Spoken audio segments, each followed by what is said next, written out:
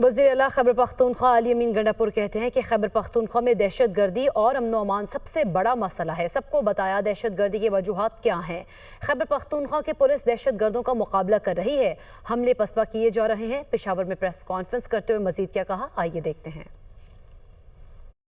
Issue ہمارا ہے بڑا، وہ ظاہری بات ہے دہشت گردی، امن و امان اس صوبے کا۔ آپ ریکارڈ کی بات کروں گا، آپ دیکھ لیں کتنے دھماکے ہوئے، کتنے حملے ہوئے، فورسز پہ ہوئے، خودکش ہوئے۔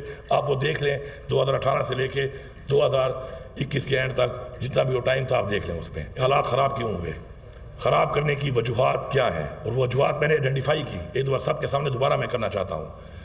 عمران خان کے دور حکومت میں یہ چیز ختم ہو چکی تھی۔ پختونخوا کے اور بلوچستان کے حالات کچھ اور ہیں۔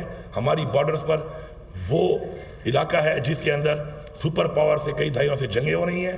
گراؤنڈ کے اوپر پختونخوا کی پولیس بھرپور مقابلہ بھی کر رہی ہے، جواب بھی دے رہی ہے اور پسپا بھی کر رہی ہے ان کو۔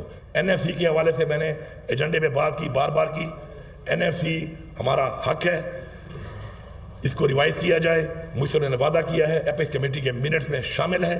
ہمارا جو جائز حق ہے کہ ہمارا جو آبادی بڑھی اور جو ہمارا رقبہ بڑھا اس صوبے کا مرج ہونے کے بعد، جب وہ ہمیں ملے گا تو تقریباً 250 ارب کے لگ بھگ ہے سال کا۔ ہمارے پاس ایک ہائیڈل کا جو ہے نیٹ ہائیڈل کا بہت بڑا ہمارے پاس ایک پوٹینشل ہے۔ اس کے اوپر ہمارا جو کام ابھی شروع ہے، مجھے انشاءاللہ پورا امید اور یقین ہے کہ 2028 تک ہم 500 میگا واٹ بجلی اپنی تیار کریں گے۔